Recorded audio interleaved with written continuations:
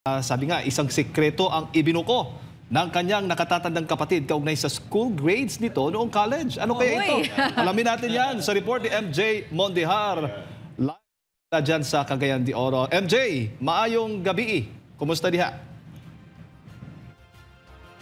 Sabi ng nanay ko, Rodrigo, ang teacher yun eh. Wala ka nag-ipag-asa kasi 75, 70.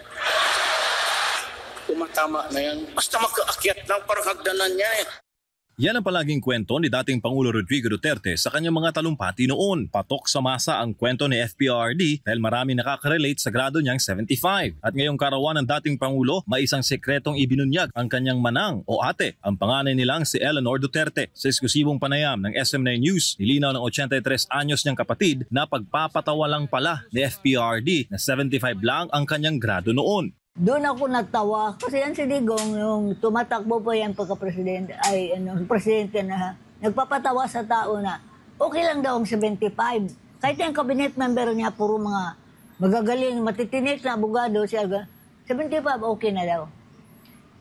Maski na nung pinarusahan niya siya, pinadala doon sa Digos, tapos ng high school, hindi mo nakakuha ng 75 yan. Sa tuwing maririnig daw ni Miss Duterte ang mga linyada ni FPRD, naaalala niya ang pagiging palabiro ng kapatid. Kaya pag sabi niya, sabi ko, na po, gawas na po niya paggagwat sinanggo, pataka lang istorya.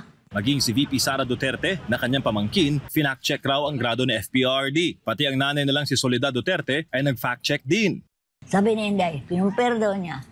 Sabi ni Inday, umuwi pa, before that, nang umuwi ako dito sa nanay ko, hindi ko alam yung 75 niya kasi bago na yung naging presidente niya. So, ilan ba talaga ang score ni Digong? Sabi niya, nanay ko, I remember it's between 84 to 85 or 86, somewhere na sabi ng nanay. Sabi ko, okay man pala yung grado na yan. Paglalahad pa na nakatatandang Duterte na pet peeve o kinaiinisan ni FPRD ang mga taong mayabang. Kaya hindi na nagtataka si Miss Duterte kaya dinadaan ni FPRD sa biro ang kanyang school grades bilang palatandaan na hindi ito mapagmataas sa sarili. At kung sineryoso pa raw sana ni FPRD ang law school, saad ni Miss Duterte na may kapasidad daw ang dating Pangulo na mag-top sa bar exams. Kinuwento ng nanay ko na yung mga kasama daw niya, tamad ba mag-aral yan kahit na naging abogado? Kung nag-review lang yan siya ng tarong, ang mga classmate nila, black horse daw siya, baka mag-top sa bar. Hindi man nag-aaral yan. Pero gano'n na yan siya. Basta naintindihan. Kung talagang nag-serious lang sa board, niya, sabi po ng mga classmate na, si Rudy, baka, kung mag-aral lang yan, baka mag-top. Wala man sa kanya yan. Basta, yun na nga, para sa 75 lang daw. Mga partners, live tayo dito ngayon sa Rio de Oro Boulevard, dito sa Cagayan de Oro City at Rain or Shine, Jade. At sa ating mga kasama dyan sa studio, ang mga ganap dito dahil kahit medyo maulan ang panahon, walang patid pa rin ang pagpunta dito ng ating mga kababayan. Katunayan, libu-libo na ang mga nandito para makijoin nga sa 80th birthday celebration ni former President Rodrigo Duterte. Saad dito ng mga bumubuo ng mga programa, abay hindi nila palalampasin ng gabing ito na maipaabot ang kanilang suporta kay FPRD kat ito'y hawak ng mga banyaga dyan sa International Criminal Court. Inaasahan natin na aabot hanggang midnight ang selebrasyon ng 80th birthday bash ni FPRD diri sa Dakbayan sa Cagayan de Oro. Mga partner. Partner, MJ, sinabi mo kanina na yung venue natin dyan is almost 2 kilometers. So ano na itsura ng mga tao dyan ngayon? Mapupuno ba siya or hindi pa?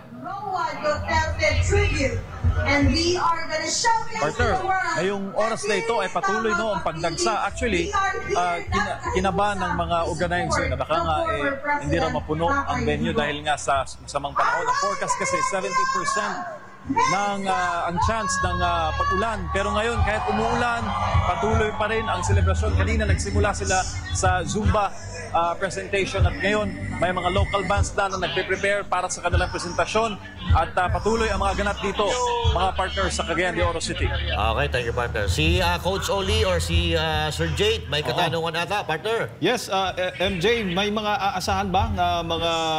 Kasi ngayon, simula na ng ngayon, local campaign. May mga local candidates ba na dadalo din dyan at magsasalita sa kanilang programa? Ayon sa mga organizer, as much as possible, gusto nila ang event na maging not political in nature dahil nga birthday celebration. Pero may mga namataan tayo kanina ng mga Duterte endorsed candidate. For one, nandito kanina si Councilor Palaba, Councilor Girly Palaba, kanina dito sa vicinity ng event.